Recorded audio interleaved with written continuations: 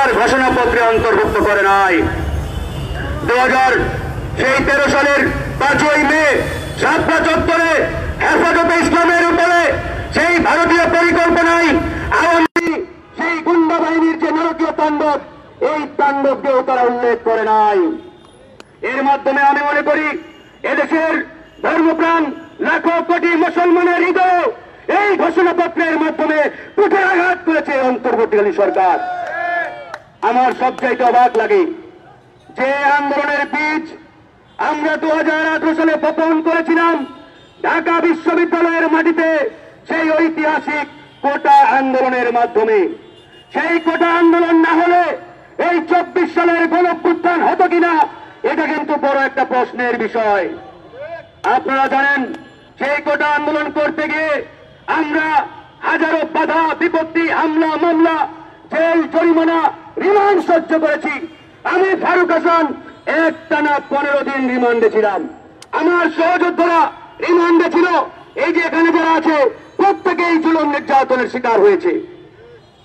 তারপরে হাসিনা, এরপরে যখন আদালতের ঘাড়ে বন্দুক রেখে আবারও কোটা ফিরিয়ে আনা হলো, সেই কোটা ফিরিয়ে আনার প্রতিবাদে 2024 সালে এই বৈষম্য বিরোধী ব্যানারে সেই আন্দোলনটা শুরু হলো। তাহলে এর বীজ কোনটা? 2018 সালের কোটা আন্দোলন। এই কোটা আন্দোলনকে তারা স্কিপ করে, বাইপাস করে এরকম একটি এক পেশে জুলাই ঘোষণাপত্র দিয়েছে। এরপরে আমাদের খুদে বাচ্চারা, আমাদের ভাইরা, ছোট বাচ্চারা 2018 সালে নিরাপদ সড়ক আন্দোলন করেছে, যে আন্দোলন সারা পৃথিবীতে বিরল একটি ঘটনা। এমন আন্দোলন পৃথিবীর আর অন্য কোনো দেশে সংগঠিত হয় নাই। কিন্ডারগার্টেনের বাচ্চা ক্লাস 1-এ পড়ে, 2-এ পড়ে তারা রাজপথে নেমেছে। তারা পুলিশ, এসপি, এমপি, মন্ত্রীর গাড়ি থামিয়ে বলেছে রাষ্ট্র সংস্কারের কাজ চলছে, সাময়িক অসুবিধার জন্য দুঃখিত। সারা পৃথিবীর চোখ খুলে দিয়েছিল যে আন্দোলন, সেই আন্দোলনকে এই ঘোষণাপত্রে অন্তর্ভুক্ত না করে এই সরকার জাতির সাথে বেইমানি করেছে। প্রিয় ভাইরা আমার, আজকে কথা আমাদের স্পষ্ট। আজকে আমাদের বক্তব্য একবারেই পরিষ্কার। আমাদের 2 কোটি প্রবাসী পৃথিবীর বিভিন্ন দেশে রয়েছে, যাদের পাঠানোর এভিডেন্সে আজকে বাংলাদেশের অর্থনীতির চাকা সচল। তাদের সেই আপনার অবদানকে এই ঘোষণাপত্রে মূল্যায়ন করা হয় নাই। তাই প্রিয় বন্ধুগণ, আজকের এই যৌথ সংবাদ সম্মেলন আমি মনে করি এটা কোনো দলীয় বিষয় নয়। এটা এদেশের 18 কোটি মানুষের আকাঙ্ক্ষা, এটা এদেশের 18 কোটি মানুষের প্রত্যাশা। ডিমান্ডের জায়গা থেকে আমরা এখানে 4-5টি সংগঠন ঐক্যবদ্ধভাবে আজকে কথা বলছি। এই সরকারকে মনে রাখতে হবে, তারা কোনো একক ব্যক্তি, গোষ্ঠী কিংবা দলের সরকার নয়। তারা এই দেশের ছাত্র জনতার সমর্থিত সরকার। কিন্তু এই সরকারের দায়িত্বশীল উপদেষ্টারা ক্ষমতার চেয়ারে তারা বেমালুম ভুলে গেছে তারা কাদের সমর্থনে সরকার গঠন করেছে। আজকে এক একটা উপদেষ্টা নিজেদেরকে আমেরিকার প্রেসিডেন্ট মনে করে।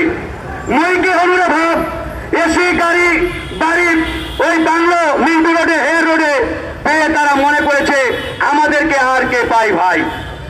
এরকম একটি অবস্থায় তারা এই জুলাইকে কলঙ্কিত করেছে। আজকে বন্ধুগণ, এই জুলাইকে তারা বিক্রি করে দিয়েছে।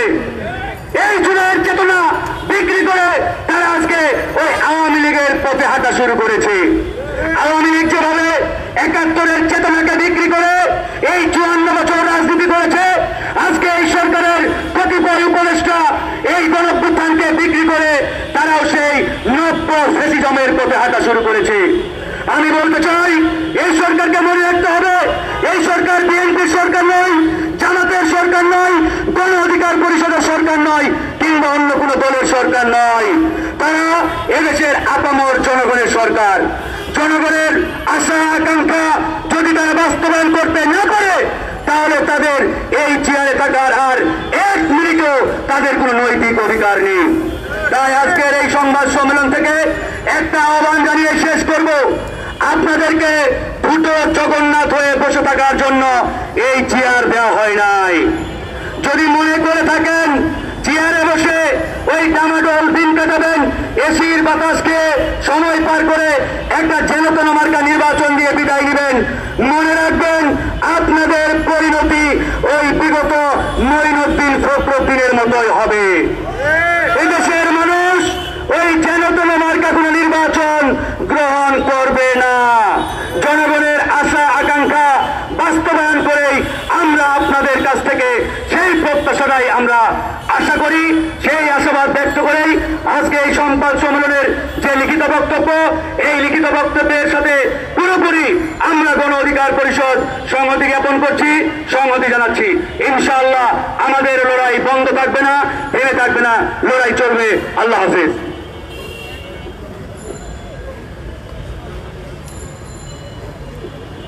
ধন্যবাদ।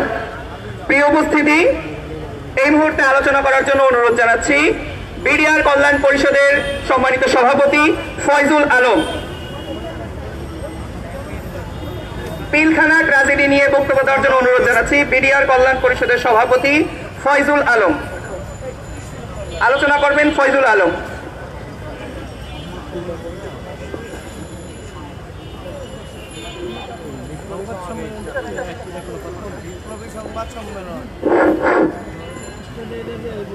উপস্থিত প্রিন্ট মিডিয়া, ইলেকট্রিক মিডিয়া এবং আমাদের আজকের যৌথ সংবাদ সম্মেলনের সকল সংগঠনের নেতৃবৃন্দ এবং আমাদের বিভিন্ন ছাত্র ভাই এবং জনতা, আসসালামু আলাইকুম ওয়া রাহমাতুল্লাহ।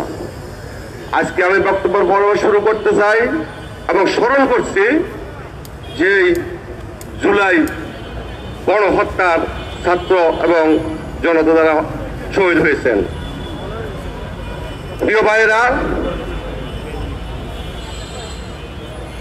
একটি ঘোষণাপত্র প্রকাশ করেছেন বর্তমান সরকার। এই ঘোষণাপত্র বাংলাদেশের কোন বুদ্ধিজীবী অথবা প্র্যাকটিশনার তৈরি হয়নি। আমরা এটা স্পষ্ট বলতে পারবো, এই ঘোষণাপত্র ভারতের প্র্যাকটিশনার তৈরি করা হয়েছে। যদি এই ঘোষণাপত্র বাংলাদেশে তৈরি করা হতেন তাহলে সর্বপ্রথম এই ঘোষণাপত্রে পিলখানার হত্যাকাণ্ড এবং 2013 সালে রাতের আধারে হাজার হাজার আলেম হত্যা করেছেন শাপলা চত্বরে, এই দুইটা বিষয় সর্বপ্রথম এটাতে সংযুক্ত থাকতেন। প্রিয় ভাইয়েরা, 2009 সালে পিলখানাতে একটা পরিকল্পিত হত্যাকাণ্ড করেছিল। যেই হত্যাকাণ্ড তৎকালীন সরকার শেখ হাসিনা সহ তার দূষণেরা এই হত্যাকাণ্ড করিয়ে 11,519 জন বিডিআর সদস্যকে তারা মিথ্যাভাবে চাকরিচ্যুত করেছেন এবং জেল জুলুমের অত্যাচার স্বীকার করেছেন। এবং এখনো পর্যন্ত আমাদের অনেক ভাই বিনা অপরাধে কারাগারে বন্দী অবস্থায় আছেন। আমরা স্পষ্টভাবে জানাতে চাচ্ছি, আমাদের কারাবন্দী ভাইদেরকে অতি তাড়াতাড়ি যেন কারাগার থেকে মুক্তি দেওয়া হয় এবং তার সাথে সাথে 18,519 জন বিডিআর সদস্যকে যেন চাকরিতে পূর্ণ বহাল করা হয়। এই বিষয়গুলো সম্পূর্ণ ঘোষণাপত্রে আসতে হবে। আর যদি এই বিষয়গুলো ঘোষণাপত্রে না আসেন, আমরা ঘোষণাপত্রের বিরোধিতা করতেছি না, আমরা ঘোষণাপত্রের সাথে আমাদের বিষয়গুলো সম্পূর্ণ সংযুক্ত করার জন্য অনুরোধ করছি। যদি সংযুক্ত করা না হয় তাহলে এই ঘোষণাপত্র আমরা প্রত্যাখ্যান করবো বিডিআর কল্যাণ পরিষদের পক্ষ থেকে। প্রিয় ভাইয়েরা, আমাদের ভাবতে আশ্চর্য লাগে, এখনো পর্যন্ত সরকারের বিভিন্ন জায়গায় আওয়ামী দূষণেরা কাপ্তি মেরে বসে আছেন আর উনারা আঙ্গুলের ইশারায় দেশ পরিচালনা করছেন এবং আমরা তাদের পরিচালিত হয়ে যাচ্ছি। আমরা স্পষ্টভাবে বলতে চাচ্ছি, এই ঘোষণাপত্রে পিলখানার হত্যাকাণ্ড এবং শাপলা চত্বর 47 এবং 18 কোটা সংস্কার আন্দোলন প্রত্যেক বিষয়গুলো এই ঘোষণাপত্রে সংযুক্ত করতে হবে। না হলে আমরা আপনাদের সকল বিষয় দেখার পরে আমরা রাস্তায় নামতে বাধ্য হব। এই বলে আমি আমার বক্তব্য শেষ করছি। আসসালামু আলাইকুম ওয়া রাহমাতুল্লাহ।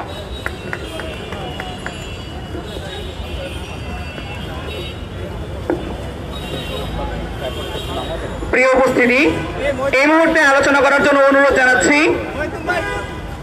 2018 সালের কিশোর বিদ্রোহ থেকে উঠে আসা সংগঠন নিরাপদ সড়ক আন্দোলনের সম্মানিত সভাপতি আব্দুল্লাহ মেহেদী দীপ্ত। আলোচনা করার জন্য অনুরোধ জানাচ্ছি নিরাপদ সড়ক আন্দোলনের সম্মানিত সভাপতি আব্দুল্লাহ মেহেদী দীপ্ত।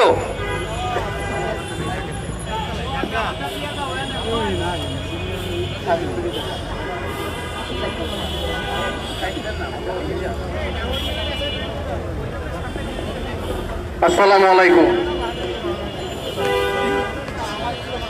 সম্প্রতি 5 আগস্ট আমাদের প্রধান উপদেষ্টা একটি জুলাই ঘোষণাপত্র প্রকাশ করেন।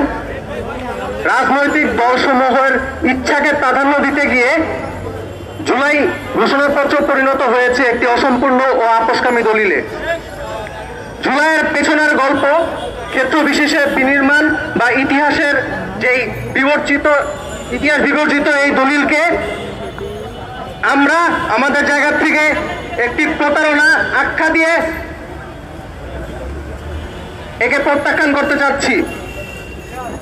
আপনারা জানেন, স্বৈরাচার হাসিনার আমলে একটা পর্যায়ে যখন চরম জুলুম এবং নির্যাতনের মধ্য দিয়ে অপরাপর যে রাজনৈতিক দলগুলো ছিল, এই রাজনৈতিক দলগুলোর আন্দোলন এবং কার্যক্রম অনেকটা শিথিল হয়ে গিয়েছিল। সেই সময় 2018 সালে কোটা সংস্কার আন্দোলন এবং ঐতিহাসিক কিশোর বিদ্রোহ, নিরাপদ সড়ক আন্দোলনের মধ্য দিয়েই আমাদের যে প্রজন্মের শিক্ষার্থীরা, আমাদের যে প্রজন্মের তরুণরা, তাদের একটি রাজনৈতিক বোধ জন্ম নেয়। আমরা দেখতে পাই সেই 2018 সালের ঐতিহাসিক নিরাপদ সড়ক আন্দোলনের পরবর্তীতে আমাদের গোটা প্রজন্মের রাজনৈতিক সচেতনতা, রাজনৈতিক চিন্তা ভাবনার একটি পরিবর্তন ঘটে। এর পরপরই প্রত্যেকটা আন্দোলনে, প্রত্যেকটা অন্যায়ের বিরুদ্ধে আমাদের প্রজন্মের সহযোদ্ধাদেরকে আমরা দাঁড়াতে দেখি, যার একটি চূড়ান্ত ফলাফল হচ্ছে আমাদের গত 24 সালের জুলাই ঘটে যাওয়া সেই জুলাইয়ের গণ অভ্যুত্থান। আমরা বলতে চাই, আজকে আমরা যেই নতুন বাংলাদেশে দাঁড়িয়ে আছি, সেই নতুন বাংলাদেশের কিভাবে হয়েছে তার কোনো ইতিহাস যদি আমরা বাদ দিয়ে দেই আমাদের সেই বিপ্লবের ঘোষণাপত্র থেকে, তাহলে সেই বিপ্লব কি, সেই বিপ্লবের ঘোষণাপত্র আদৌ সেটাকে আমাদের কথা চিন্তা করে রাখা হয়েছে? আমরা বলতে চাই, জুলাই মাসে যে গণ অভ্যুত্থান হয়েছে সেখানে আপামর ছাত্র জনতার অংশগ্রহণ ছিল। আমাদের স্কুল, কলেজ, বিশ্ববিদ্যালয়ের শিক্ষার্থীদের থেকে গড়ে ওঠা এই আন্দোলনে পরবর্তীতে সকল শ্রেণীর, সকল পেশার মানুষ অংশগ্রহণ নেয়। কিন্তু আমরা দেখতে পাচ্ছি অভ্যুত্থানের 1 বছর পরবর্তী সময়ে কিভাবে করে বর্তমান যে রাজনৈতিক বিভিন্ন দল বা রাজনৈতিক কিছু দলের ইচ্ছার কাছে আমাদের ছাত্র জনতার যে অবদান, সেই অবদানকে ঘোষণাপত্রতে কটাক্ষ করা হচ্ছে। আমরা 2018 সালের দিকে যদি একটু ফিরে যাই, আমরা দেখতে পাই কিভাবে একটি সড়ক দুর্ঘটনাকে কেন্দ্র করে আমাদের নাগরিকের যে অধিকারবোধ, সেই অধিকারবোধ থেকে স্কুল কলেজের শিক্ষার্থীরা রাস্তায় নেমে আন্দোলন গড়ে তোলে। সেই আন্দোলনের মধ্যে জমে থাকা দীর্ঘকালীন একটা ক্ষোভ ছিল রাষ্ট্রের থেকে নাগরিকের অধিকার বুঝে না পাওয়ার ক্ষোভ। এই ক্ষোভ ধীরে ধীরে একটি কিশোর বিদ্রোহে রূপান্তরিত হয়। এই কিশোর বিদ্রোহ আস্তে আস্তে পৃথিবীর সর্ববৃহৎ কিশোর বিদ্রোহে রূপান্তরিত হয়, যেটা পৃথিবীর সকল দেশে, কোনো দেশে আজ পর্যন্ত এত বড় কিশোর বিদ্রোহ আমরা দেখি নাই। অথবা আমাদের এই সড়ক নিরাপত্তার দাবিতে আমরা আন্দোলনে নেমেছিলাম, বাংলাদেশ বলেন, পৃথিবী বলেন, অন্য কোনো দেশে এই সড়ক নিরাপত্তার দাবিতে এত বড় আন্দোলন কেউ কখনো দেখে নাই। এবং এই আন্দোলনে যারা সম্মুখ সারিতে ছিল তারাই 6 বছর পরে এই জুলাই গণ অভ্যুত্থানের নেতৃত্ব দেয়। এই ইতিহাসকে ভুলে গিয়ে আমাদের ঘোষণাপত্রতে এই ইতিহাস বাদ দিয়ে আমরা যে ঘোষণাপত্র দেখতে পাচ্ছি তা আমাদের প্রজন্মের সাথে এক প্রকারের বেঈমানি করা। একই সাথে আমরা বলতে চাই, এই গত 17 বছরের যেই আরো ন্যাক্কারজনক ঘটনা ছিল, যেমন আমরা বলতে পারি 2009 সালের যে পিলখানা হত্যাকাণ্ড ছিল, সেটা ছিল বাংলাদেশের এই ফ্যাসিস্ট আমলের মধ্যে সর্বপ্রথম সাম্রাজ্যবাদী আক্রমণ। তার পরবর্তীতে আমরা দেখতে পাই 2013 সালে আরেকটি নৃশংস বর্বর ঘটনা, সেটা ছিল শাপলা চত্বরের গণহত্যা। এই কোন ঘটনাকে আমাদের ঘোষণাপত্রে কিন্তু উল্লেখ করা হয় নাই। আমাদের নিরাপদ সড়ক আন্দোলনের সময় যদি আমরা দেখি, নিরাপদ সড়ক আন্দোলনের সময় যখন একটা আন্দোলন একটা গণ অভ্যুত্থানে রূপান্তর নেওয়ার পরিস্থিতি তৈরি হচ্ছিল, সেই সময় আমাদের দেশের এই পরিবহনের মাফিয়া সিন্ডিকেটের সন্ত্রাসীরা পুলিশ এবং লীগের সাথে মিলে আমাদের উপর হামলা এবং